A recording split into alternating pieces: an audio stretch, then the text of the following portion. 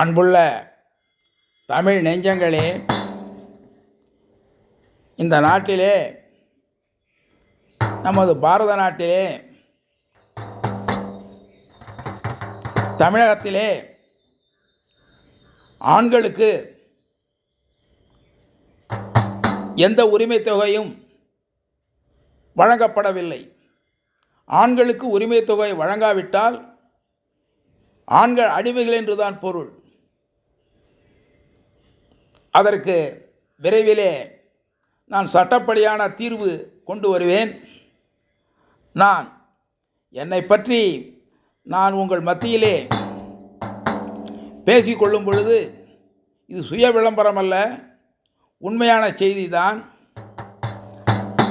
நான் இந்தியாவின் தேசத்தந்தை மகாத்மா காந்தி அவர்களை நான் பார்க்கவில்லை. ஆனாலும் எல்லை காந்தி என்று அழைக்கப்படுகின்ற கான் அப்துல் கபார் கானை நான் பார்த்திருக்கிறேன். இந்தியாவின் முதல்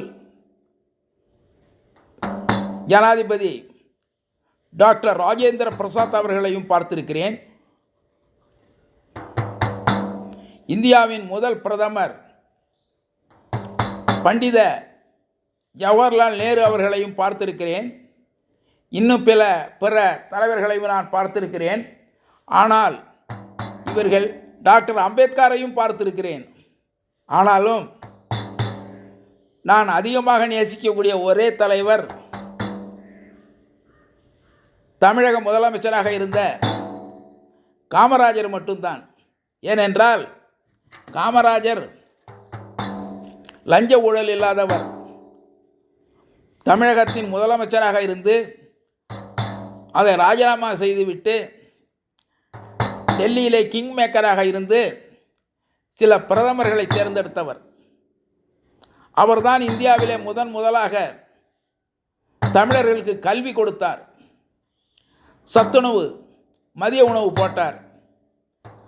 ஏழை மக்கள் முன்னேறுவதற்கும் எஸ்சி மக்கள் முன்னேறுவதற்கும் அடித்தளமாக இருந்தவர் தமிழகத்திலே காமராஜர் அவர்கள்.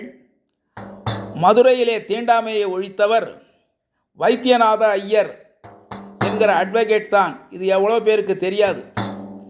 அது மட்டுமல்லாமல் இன்றைக்கு எஸ்சி மக்கள் முன்னுக்கு வந்திருக்கிறார்கள் என்று சொன்னால் அதற்கு மூல காரணமே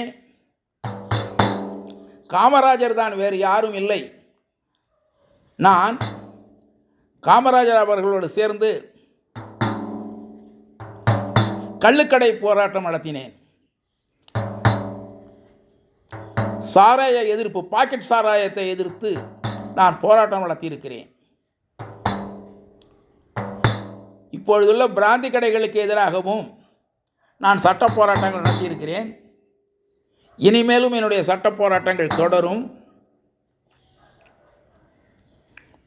பெண்களுக்கு இந்த தமிழ்நாட்டிலே எந்த பாதுகாப்பும் இல்லை. பெண்கள் தன்னந்தனியாக பகலில் கூட செல்ல முடியாது. பெண் குழந்தைகள், ஒரு வயசு குழந்தையை கூட காமவெறியுள்ள மனித மிருகங்கள் வேட்டையாடுகின்றன.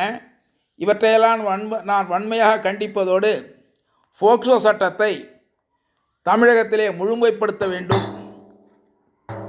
அதற்காக நான் பாடுபட்டு வருகிறேன். உங்கள் மத்தியிலே ஒரு சிறு பாடலை பாட விரும்புகிறேன். போக்சோ சட்டம் இருக்குதடா, உங்களையே பிடிப்பதற்கு போக்சோ சட்டம் இருக்குதடா. கெடுக்காதே பெண் குழந்தைகளை கெடுக்காதே பெண் குழந்தைகளை கெடுக்காதே. அடிக்காதே உன் மனைவியையும் அடிக்காதே. உன் மனைவியை அடிக்காதே, உன் மகளையும் அடிக்காதே. அடித்தால் உனக்கு தண்டனை உண்டு.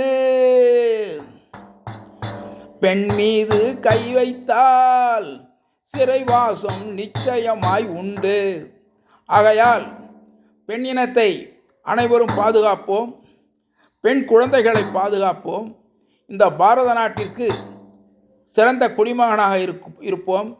வந்தே மாதரம், ஜெய் ஹிந்த், வந்தே மாதரம், வந்தே மாதரம்.